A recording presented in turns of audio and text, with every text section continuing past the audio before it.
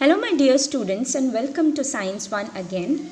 In lesson work and energy we have already finished with the expression of kinetic energy. Now let us proceed further with the next part of the lesson. So let's have a small activity here. So try this, which is given in your textbook also. You can see over here that when the bow is stretched, okay, the arrow is set in motion.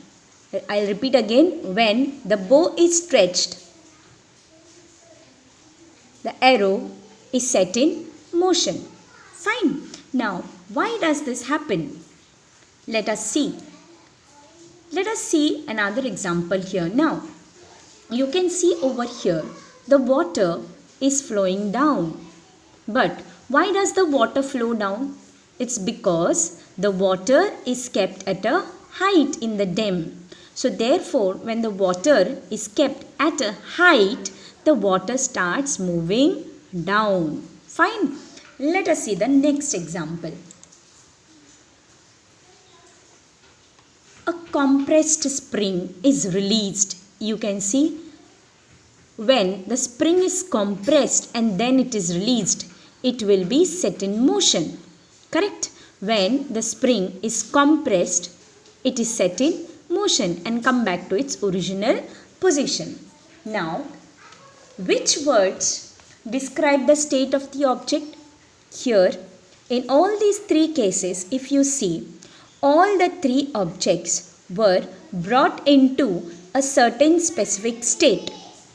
In the case of the spring, in this case, the object when it is compressed, that means here we are talking about the compression as the state of the spring. Fine. In the case of the arrow, in the case of the water, it is the position of the water. It is the position of the water that allows it to flow down. Whereas in the case of an arrow, when the bow is stretched, the arrow is set in motion. So in this case, here the object, when it is stretched, it is set in motion.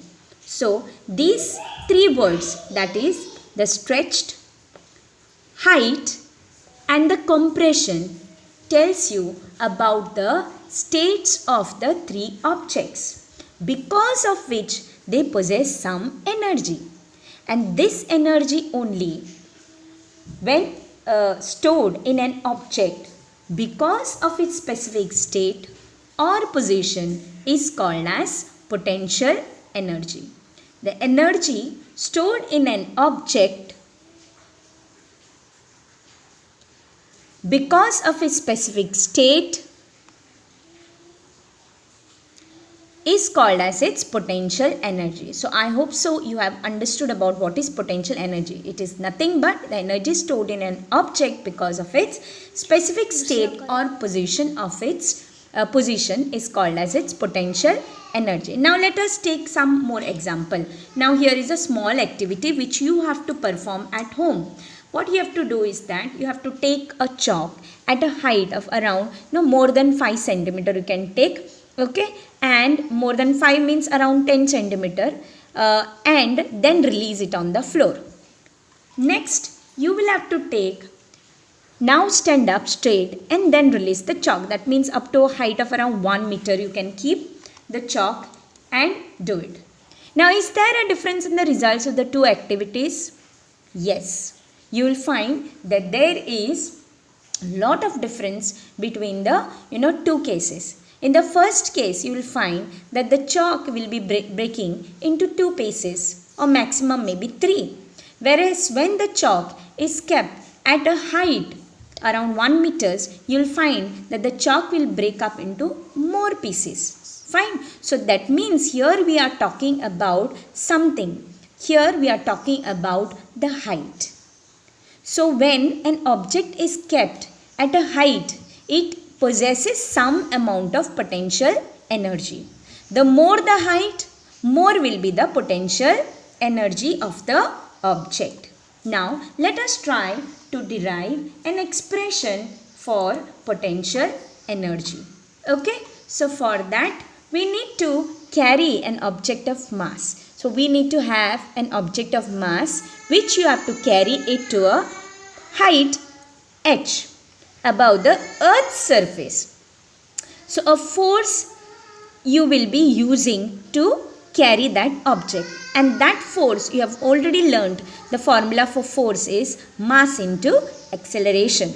So over here we are talking about the taking the object to a height.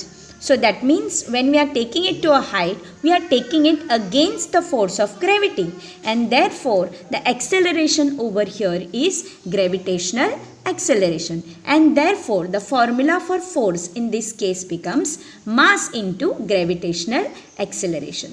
So when an object of mass m is taken to a height h, the force which is acting on it is mg. Okay, has to be used against the direction of the gravitational force. So the amount of work done can be calculated as follows, which is nothing but, you know by formula, work is equal to force into displacement. And you know now force is nothing but mg, and displacement over here we are taking to a height h. So that displacement becomes the height h, and therefore the formula for work done is equal to mgh. But we know that the work done is also equal to the potential energy stored in an object. Why we are storing the energy in an object over here? We are taking it to a height, and we have already studied now according to the definition of potential energy, it has to be in a particular state or maybe particular position, and here the position or the state of an object is that it is carried to a height, and therefore there has been some force, and this force has displaced an object to a certain height. Therefore work done is equal to potential energy stored in that object, and therefore potential work is equal to potential energy, and therefore work done mgh is nothing but the potential energy.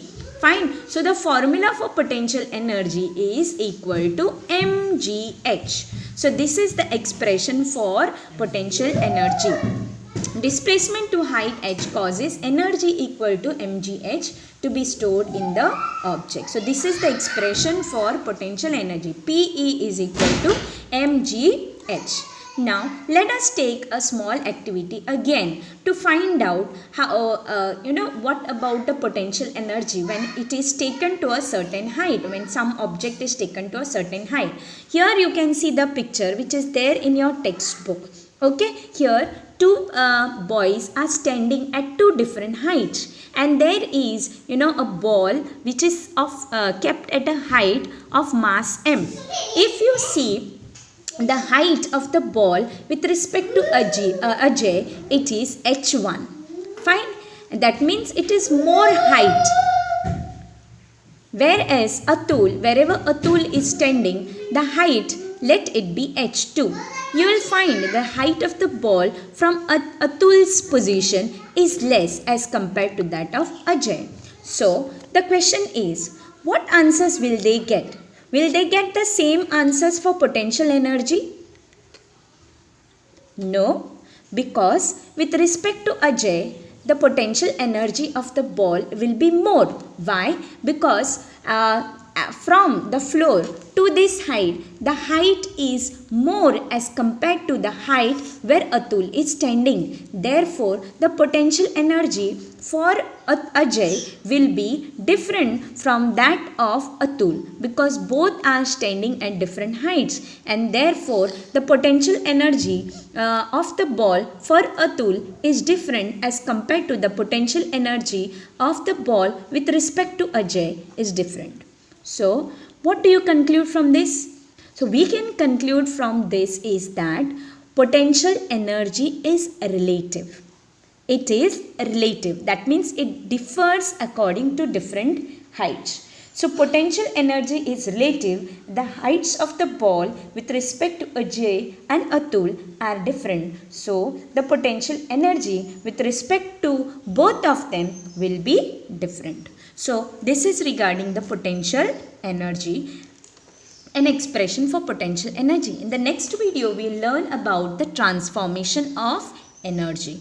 Thank you, dear students.